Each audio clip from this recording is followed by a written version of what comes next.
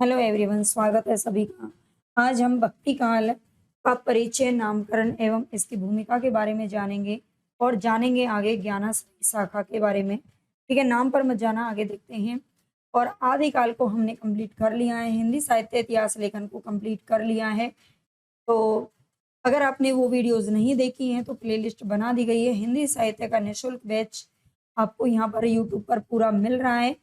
पूरा हर क्लास से ज़रूर जुड़िए। हर क्लास को अगर आप देखते हैं, हर वीडियो को देखते हैं, तो समझ लीजिए कि आपको हिंदी साहित्य में कोई भी प्रॉब्लम नहीं आने वाली है। आपका बहुत अच्छी तैयारी बेहतर यहाँ से हो जाएगी। और आप किसी भी परीक्षा की तैयारी कर रहे हैं तो बहुत ही ज़रूरी है, ठीक है? बस आपको करना क्या है, ज़्यादा से ज़्यादा बच्चों को हाइप करना है, ठीक है? एक क्लास को ज़्यादा से ज़्यादा बच्चे हाइप करें, कमेंट करके बताएँ आपको क्लास कैसी लगी। अगर बस आप इतना सपोर्ट करते हैं, सब्सक्राइब कर लेना जो भी बच्चे नए हैं। चलते हैं भई क्लास की तरफ। आज जिस वक़्त मैं क्लास रिकॉर्ड कर रही हूँ, मैं बता नहीं आ सकती आपको, क्योंकि आज हमारे देश का बहुत बड़ा दिन है। चलिए छोड़ दें, अभी हम उस पर बात नहीं करते हैं, लेकिन मेरी आँखें नम हैं, मैं वहाँ नहीं जा पा रही हूँ, उस प्रोटेस्ट का हिस्सा नहीं बन पा रही हूँ, इसका मुझे बहुत दुःख है, बहुत मतलब बता नहीं सकती हूँ मैं, लेकिन अंदर से मेरा मन वहीं पर है। सोते-जागते हर समय, क्योंकि अब जो दिल्ली में हो रहा है, वो होना तो नहीं चाहिए था, और फिर भी मैं भगवान से प्रार्थना करती हूँ कि किसी के बच्चे को कुछ हो ना। चलिए देखते हैं। समय इसकी सब समय की बात करते हैं। सबसे पहले भक्ति वाला, थोड़ा-सा मेरा गला रूंध रहा है। चलिए देखते हैं। समय 1318 से ईस्वी से 1643 ईस्वी का समय है, और विक्रमी संवत में अगर हम बात करें तो ये 1375 से 1700। और ये जो समय है यहाँ पर लिखा हुआ है, वो हालाँकि ऐसा है तो ये शुक्ल जी के अनुसार, है ना? लेकिन आपसे अ, अगर पूछा जाता है कि कौन-सा समय है भक्ति काल का, भक्ति काल की जो समय सीमा है वो क्या है, तो यही आपको बताना है। अगर किसी विशेष किसी विद्वान का नाम दे करके अगर पूछता है, तो वो आपको सब याद रखना है, वो मैं पहले करवा चुकी हूँ, ठीक है? अब यहाँ पर आगे हम देखते हैं, भक्ति शब्द का जो सर्वप्रथम उल्लेख है, ये क्वेश्चन भी पूछा जा चुका है। सर्वप्रथम उल्लेख श्वेता-श्वेतर, है ना? श्वेता-श्वेतर उपनिषद, श्वेता-श्वेतर उपनिषद में मिलता है। ये मोस्ट इम्पोर्टेंट क्वेश्चन है। भक्ति शब्द भज धातु से वेतन प्रत्यय लगने से बना हुआ है। तो इसका नाम का भी याद रख लेना, कहाँ से उत्पत्ति हुई है इसकी। आगे देखते हैं, आचार्य शुक्ल क्या कहते हैं भक्ति को लेकर के। भक्ति की निष्पत्ति श्रद्धा और प्रेम के योग से होती है। ठीक है, ये भक्ति की जो रचना है, जो उत्पत्ति है, वो कैसे होती है? तो ये शुक्ल जी के अनुसार श्रद्धा और प्रेम के योग से भक्ति उत्पन्न होती है ना? आगे नारद भक्ति सूत्र के अनुसार, नारद भक्ति सूत्र के अनुसार भक्ति ईश्वर के प्रति परम प्रेम रूपा और अमृता स्वरूपा है। जो भक्ति है, भक्ति ईश्वर के प्रति क्या है? परम प्रेम रूपा और अमृता स्वरूपा है। तुलसीदास की बात करें तो तुलसीदास के अनुसार ईश्वर को तुरंत द्रवित करने का परम सुगम एवं स्वतंत्र उपाय ही भक्ति है। ठीक है, जब हम भक्ति करते हैं तो हमारे मन में ये विश्वास होता है कि भगवान हमारी बात सुनेंगे, है ना? ऐसा लगता है कि भगवान हमारे साथ हैं।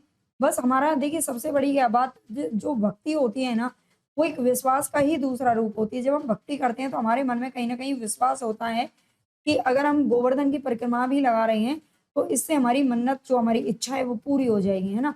लोगों का यही सोचना होता है। हालाँकि मैं ये कहती हूँ कि विश्वास से सारी चीज़ें चलती हैं, और अगर आप कर्म सही नहीं करते हैं, तो आपका कोई भी भक्ति, कोई भी मन्नत, कोई भी चीज़ें काम नहीं आती हैं, है ना? कर्म अच्छे होने चाहिए हर इंसान के, उसे मेहनत करनी चाहिए, अपने पुरुषार्थ करना चाहिए। अगर आप कर्म अच्छे करते हैं, तो फिर आपको किसी भी, क्योंकि हमारे मन में फिर जो भक्ति है, वो विश्वास है, वो खुद ब खुद ही अपने आप पर इतना दृढ़ हो जाता है कि हमें कुछ करने की फिर ज़रूरत ही नहीं पड़ती है ना। लोग हैं जैसे कि गंगा नहाते हैं, तीर्थ यात्रा पर जाते हैं बार-बार, उनके मन में भक्ति का कहीं न कहीं उनकी आस्था होती है, उनका विश्वास होता है। और मैं ये नहीं कहती कि उनकी मन्नतें पूरी नहीं होती, उनकी इच्छाएँ पूरी नहीं होती, होती हैं। क्योंकि जो विश्वास होता है ना, वो बहुत बड़ी ताकत होती है। क्योंकि जब हम किसी, कहते हैं ना कि पत्थर की मूर्ति को क्यों पूजते हैं लोग? क्योंकि उनका विश्वास वहाँ पर अडिग होता है ना? अगर उसके खिलाफ ज़रा-सा भी कोई बोल दे तो उन्हें बुरी लगती है, उनकी आस्था को चोट पहुँचती है ना? अगर हम पत्थर की पूजा करते हैं तो हमारा विश्वास उन पर बना होता है कि हमारी ये काम है जो हमारा पूरा हो जाएगा, ठीक है? तो ये बस विश्वास होता है भक्ति, मेरी नज़र में तो। भक्ति आंदोलन का आरंभ हिंदी साहित्य में दक्षिण के आलवार भक्तों से हुआ था। ठीक है, और ये मेरा खुद का विचार है कि जो भक्ति है वो एक सबसे बड़ा विश्वास होता है। अगर हम विश्वास करके भक्ति करते हैं तो ही हमारे वो किसी काम आती है। अगर हमारे मन में मतलब हम सिर्फ भक्ति कर रहे हैं, दिखावा कर रहे हैं, लोगों की मतलब इंसानों के ही दर्शन करने के लिए एक दूसरे को मार दे रहे हैं, तो फिर वो बेकार है ना? भक्ति आंदोलन का आरंभ हिंदी साहित्य में दक्षिण के अलवार भक्तों से हुआ था। अलवार संतों की संख्या की बात करें तो ये 12 बताई गई है, जिनमें एकमात्र गोदा भक्तिन, जिसे अंडाला के नाम से जानती हैं, इस नाम की महिला हुई थी, जिनका समय था 8वीं-9वीं सदी। ठीक है, तो दक्षिण भारत की मीरा इनको कहा जाता है, ये आपको याद रख लेना है, अंडाला को। ठीक है, जो आलवार संतों में एकमात्र महिला शामिल थी। आगे 9वीं सदी के नाथ मुनि ने अलवार संतों के पदों का संकलन नलादिर दिव्य प्रबंधनम नाम से किया था। 9वीं सदी के नाथ मुनि ने अलवार संतों के पदों का संकलन किस नाम से किया था? तो नलादिर दिव्य प्रबंधनम नाम से किया। इस संग्रह में पदों की जो संख्या है वो लगभग 4000 है। ठीक है, लगभग कितनी है? 4000 है, ये आपको याद रखना है। ठीक है, आगे है 12 आलवार संतों में प्रथम भक्त भी, ये भी क्वेश्चन पूछा जाता है। तो ये नम्मलवार हुए थे प्रथम भक्त। अंडाला को दक्षिण भारत की मीरा कहा जाता है। रामानुजाचार्य का जन्म दक्षिण भारत के कांचीपुरम में हुआ था। रामानुजाचार्य का जन्म कहाँ पर हुआ था? ये मोस्ट इंपॉर्टेंट है, आगे हम इनको देखेंगे। इनका जन्म हुआ था दक्षिण भारत के कांचीपुरम में। और रामानुजाचार्य वही है जिन्होंने विशिष्ट द्वैतवाद की स्थापना की थी, है ना? वो तो खैर हम आगे पढ़ भी लेंगे। रामानुजाचार्य जी ने क्या किया था? विशिष्ट द्वैतवाद की स्थापना की थी। उनके गुरु के नाम की बात करें तो ये था कांचीपूर्ण। ठीक है, और ये शूद्र जाति के रहने वाले थे। कौन? कांचीपूर्ण की बात करें, ये शूद्र जाति से संबंधित है। हमारे देश में सबसे बड़ी प्रॉब्लम है जो हर किसी को जाति से नापा तोला जाता है ना? और इसी के कारण जब देश कभी आगे बढ़ ही नहीं सकता, हर राजनीतिक पार्टी इसी का फायदा उठाती है। आगे रामानुजा की शिष्य परंपरा इस प्रकार है। तो इसकी शिष्य परंपरा को अगर देखें तो सबसे पहले हुए थे राघवानंद। ठीक है, और राघवानंद के शिष्य कितने कौन हुए थे? रामानंद हुए थे, और रामानंद के थे 12 शिष्य। राघवानंद के 12 राघवानंद के शिष्य थे रामानंद, और रामानंद के 12 शिष्य थे। अब इन 12 शिष्यों को आपको अच्छे से याद रख लेना है भैया। ठीक है, इसमें रैदास का नाम आता है, कबीर, पीपा, धन्ना, सेन, अनंतानंद, भावानंद, सुखानंद, नरहरियानंद, सुरसुरानंद, सुरसुरी, पद्मावती। ये 2 इसमें महिलाएं शामिल थी, सुरसुरी और पद्मावती, दोनों को आपको याद रखना है। ठीक है, 2 महिलाएं शामिल थी। आगे रैदास की अगर बात करें, जो इनके सबसे पहले गुरु हैं, रैदास के 2 शिष्य हुए थे, जिनमें उदयदास और मीराबाई का नाम आता है। उदयदास और मीराबाई। और इनके जो अगले शिष्य हैं ये हैं अनंतानंद। अनंतानंद का एक शिष्य हुआ है जिसका नाम है कृष्णदास पहरी। ठीक है, कृष्णदास पहरी के 3 शिष्य थे जिनका नाम है नरहरियादास, नरहरिदास, अग्रदास और कीलेदास। याद रखना है, नरहरिदास, अग्रदास और कीलेदास, ये कृष्णदास पहरी के 3 शिष्य हुए हैं। आगे बात करें, नरहरिदास के जो शिष्य हैं वो तुलसीदास हुए हैं। अग्रदास की बात करें तो अग्रदास के 2 शिष्य हुए हैं, नावादास और प्रियादास। ठीक है, नावादास और प्रियादास 2 शिष्य हुए हैं। कबीर का शिष्य हुए हैं जो हैं धर्मदास का नाम आता है। शिष्य तो बहुत सारे थे, लेकिन इनके जो प्रधान शिष्य थे वो थे धर्मदास। कबीर के जाने के बाद जो इनके गद्दी इनकी मिली थी वो भी धर्मदास को ही मिली थी।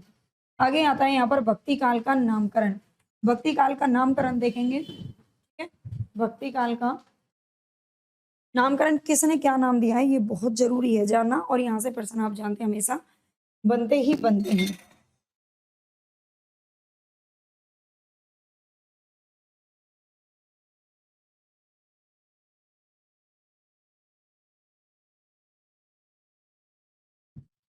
सबसे पहले यहाँ पर नाम किसका आता है? तो जॉर्ज ग्रियर्सन का नाम आता है। जॉर्ज ग्रियर्सन, ये 15वीं शताब्दी का धार्मिक पुनर्जागरण नाम इन्होंने दिया है। ठीक है, भक्ति काल के नामकरण में जॉर्ज ग्रियर्सन ने क्या कहा है? तो 15वीं शताब्दी का धार्मिक पुनर्जागरण कहते हैं। आगे कहते हैं मिस्र बंधु का नाम आता है, इन्होंने पूर्व माध्यमिक काल कहा है। रामचंद्र शुक्ल ने पूर्व मध्यकाल, इन्होंने भक्ति काल का नाम ही दिया है। ठीक है, इन्होंने क्या नाम दिया है? भक्ति काल का नाम दिया है, लेकिन दोनों नाम इनके कहीं कहीं आपको देखने को मिलते हैं। डॉक्टर श्याम सुंदर दास की बात करें तो उन्होंने भक्ति युग का नाम दिया है। डॉक्टर रामविलास शर्मा ने पुनर्जागरण काल कहा है। राम प्रसाद मिश्र जी ने पुनरुत्थान काल कहा है। डॉक्टर पृथ्वीनाथ कुलश्रेष्ठ ने कलात्मक उत्कर्ष काल का नाम दिया है। अच्छा, इसमें जो ये भक्ति युग है ना? भक्ति युग को स्वर्ण युग की संज्ञा किसने दी है? तो वो भी स्वर्ण युग की संज्ञा जॉर्ज ग्रियर्सन ने दी है, ये आपको याद रखना है। ठीक है, आगे देखते हैं, यहाँ पर शायद लिखा हुआ है, तो देख लेते हैं। भक्ति काल में हिंदी साहित्य अपनी चरमोत्कर्ष उन्नति की को प्राप्त हुआ था, जिसके कारण जॉर्ज ग्रियर्सन ने इस काल को हिंदी साहित्य का स्वर्ण काल भी कहा है। ठीक है, इसे स्वर्ण काल की भी उपाधि किसने दी है? जॉर्ज ग्रियर्सन ने दी है। आचार्य रामचंद्र शुक्ल क्या कहते हैं नामकरण को लेकर? नामकरण को क्या, बल्कि इसका जो आगमन है उसको लेकर के क्या कहते हैं? भक्ति आंदोलन का उदय क्यों हुआ था? भक्ति काल का उदय। तो शुक्ल जी का कहना है कि इस्लाम के प्रभाव के कारण एक हताश निराश हिंदू जनता की मनोवृत्ति का परिणाम क्या है? भक्ति है। देश में मुसलमानों का ऐसा होता है ना, जब कोई भी इंसान है, इंसान क्या करते हैं? जब उनके पास सारे सुख होते हैं तो वो भगवान को, सॉरी सॉरी, भगवान को याद नहीं करते हैं, है ना? भगवान को याद नहीं करते हैं।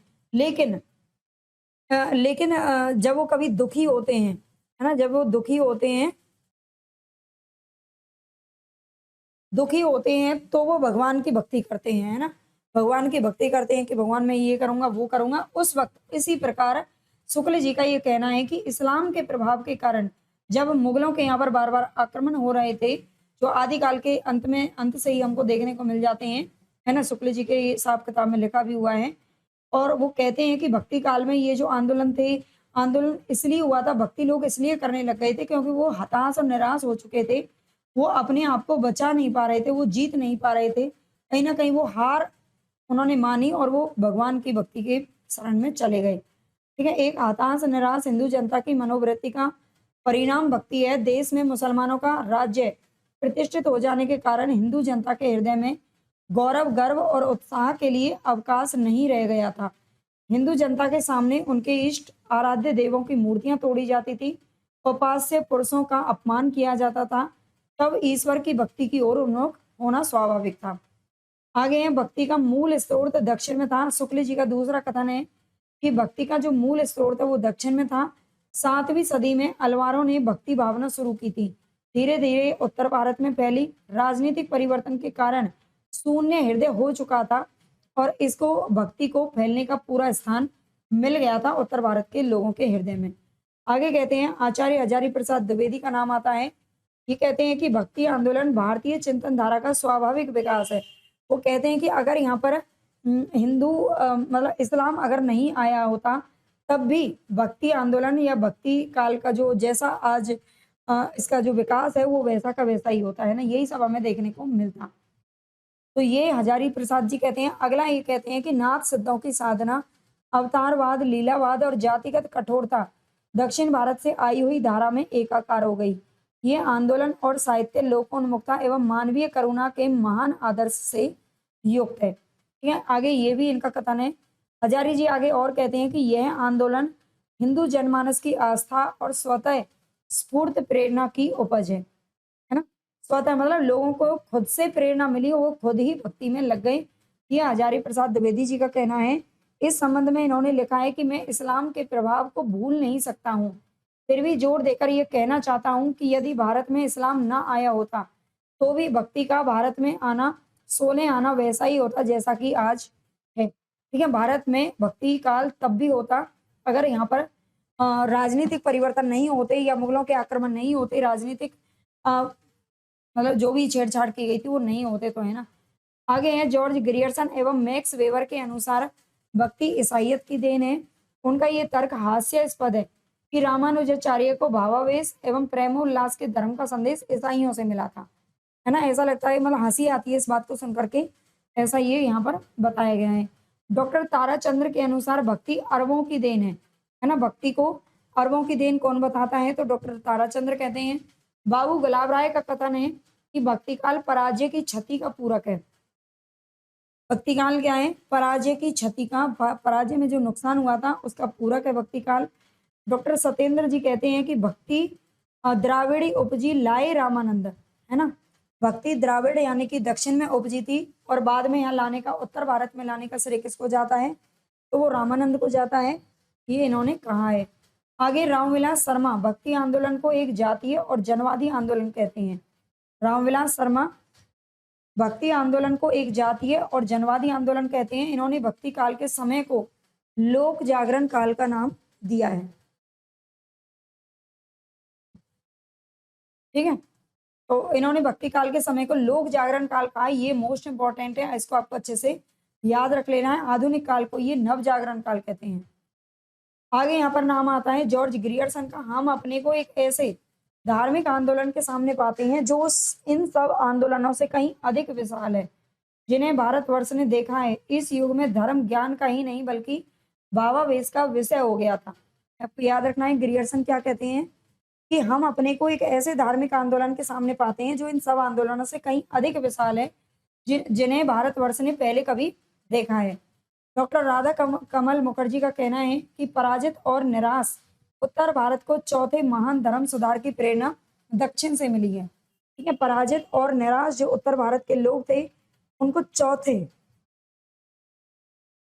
ये 3 आंदोलन किसको बताते हैं? तो पहला था बौद्ध, फिर इस्लाम और फिर जैन। ठीक है, ये 3 आंदोलन पहले से ही चल रहे थे और जो भक्ति आंदोलन का उदय है उसकी प्रेरणा कहाँ से मिली है? तो ये दक्षिण से मिली है, ऐसा डॉक्टर राधा कमल मुखर्जी का कहना है। वासुदेव शरण अग्रवाल जी कहते हैं कि वैष्णव में सभी समाज की अनोखी भावना